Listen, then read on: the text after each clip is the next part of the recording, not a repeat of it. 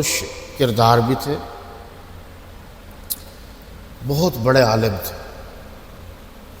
انہوں نے قلعہ کونا پر ایک خطاب میں فرمایا تھا کہ یہاں تو آپ کہتے ہیں رسولوں کا ذکر نہیں ہے، نبیوں کا ذکر نہیں ہے، تو ایک جگہ قرآن میں اور ہے وہاں تو اللہ کا ذکر بھی نہیں ہے۔ سورۃ العصر میں والعصر ان الانسان لفی خسر الا الذین آمنوا وعملوا الصالحات، وہاں آمنو ہے اور ایمان کے بعد کا صالحات ہے۔ تو پہلی بات یہ سمجھ لیجئے کہ موٹا سا اصول یہ ہے کہ حضرت موسیٰ علیہ السلام کا جو دور تھا اس میں جو ماننے والے تھے، یہ ایک بہت بڑی بات ہے رافضیوں کی، کیوں یہ سارے شرارتی جو ہیں ان کی وجہ سے ہوتے ہیں، وہ غلط عقیدے اور نظریے رکھتے ہیں اور بڑے عرصے سے اسلام میں خلط ملط کر کے وہ اپنے مقصد کی باتیں کرتے ہیں۔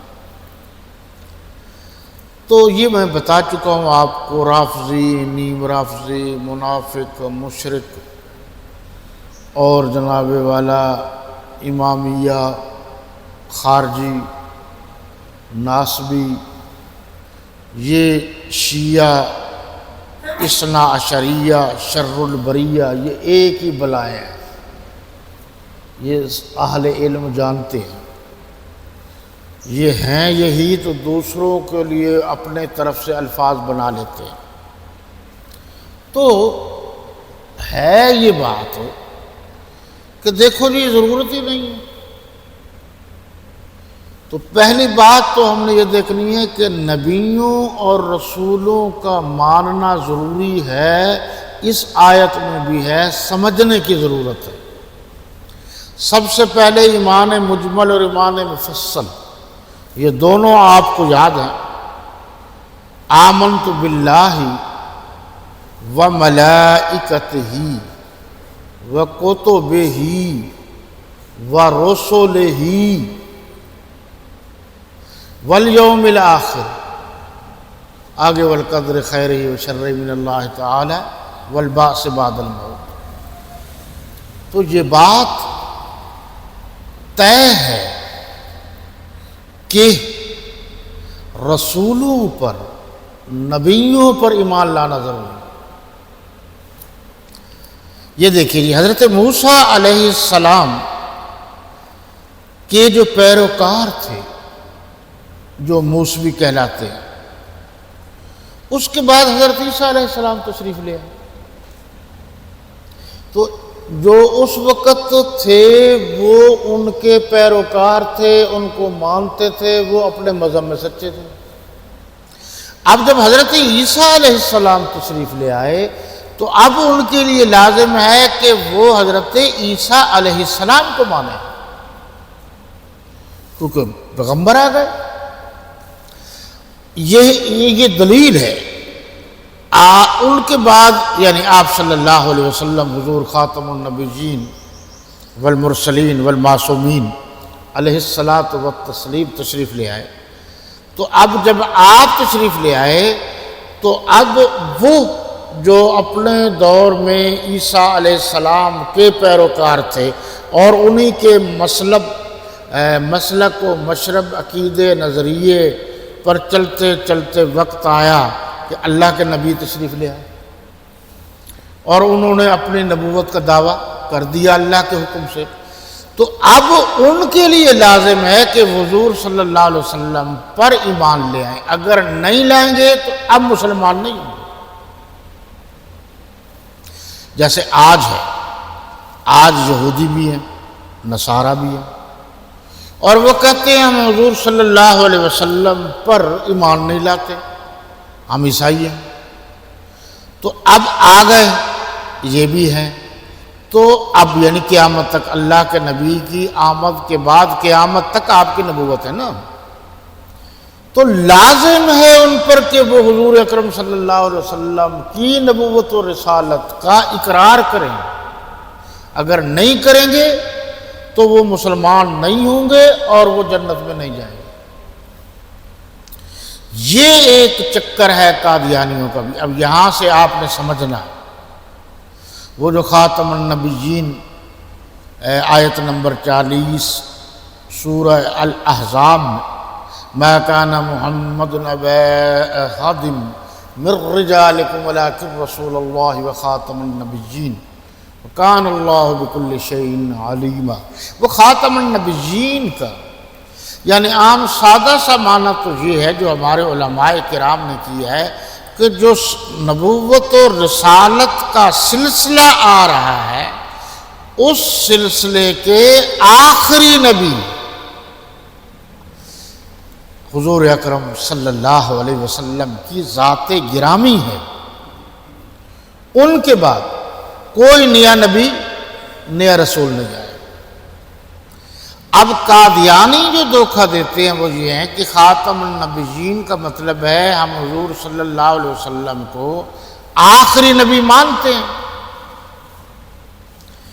ایک آدمی حضرت موسیٰ علیہ السلام کو تو نبی مانتا ہے، لیکن پھر دور آ گیا حضرت عیسیٰ علیہ السلام کا تو پچھلی نبوت تو ختم ہو جائے گی نا، پھر عیسیٰ علیہ السلام کو ماننا ضروری ہے۔ جب ذات رسالت نبی کریم رؤوف الرحیم علیہ الصلاۃ والتسلیم کا دور نبوت اللہ کے حکم سے جاری و ساری ہوا اور اب یاد رکھنا قیامت تک آپ کی ہی نبوت و رسالت چلے گی۔ اب جب قادیانی کہتا ہے تو اصول کے مطابق جب یہ کسی اور کو قادیانیوں کی بات کر رہا ہوں نبی مانتے ہیں رسول مانتے ہیں تو پھر پچھلا تو ان کا نبوت کا سلسلہ ختم ہو گیا، پھر تو یہ نئے کا شروع ہو گیا۔ اس لیے تمام علماء کرام کا متفقون علیہ فیصلہ یہ ہے کہ وہ خاتم النبیین کا مطلب یہ ہے کہ اللہ نے جو نبوت کا جو رسالت کا سلسلہ شروع کیا تھا، خاتم النبیین کا مطلب یہ ہے، خاتم النبیین کا مطلب یہ ہے کہ اس نبوت و رسالت کے سلسلے کا اتمام ہو گیا، اب کوئی نیا نبی اور رسول نہیں آئے۔ تو ذرا آپ اس پر توجہ کیجئے، جب قادیانی یہ کہتے ہیں کہ جی ہمارا نبی متبع رسول ہے، جی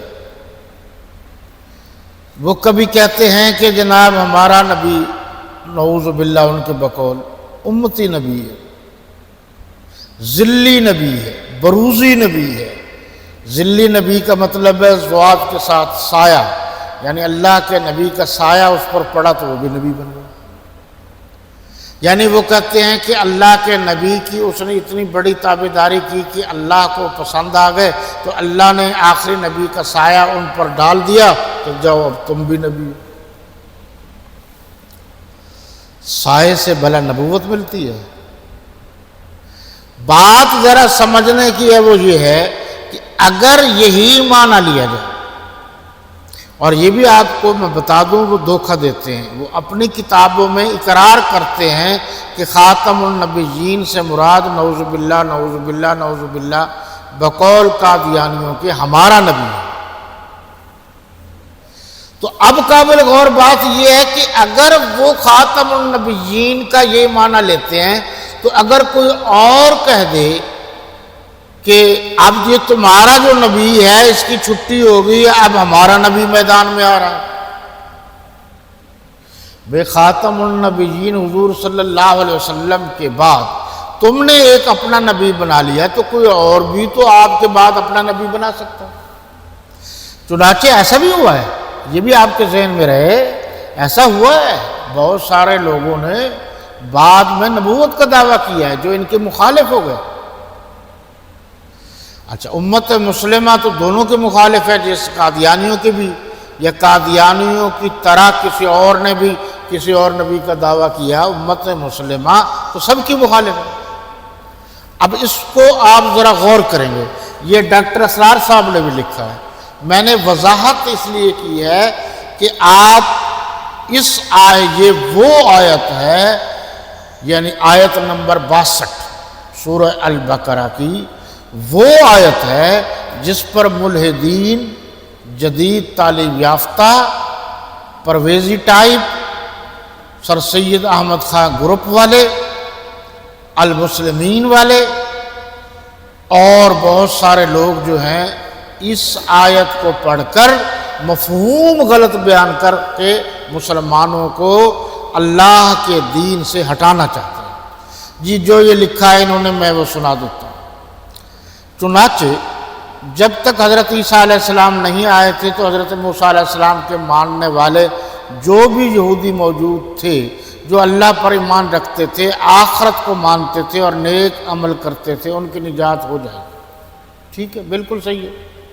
لیکن جنہوں نے حضرت عیسیٰ علیہ السلام کے آنے کے بعد ان کو نہیں مانا تو وہ اب کافر قرار پائے۔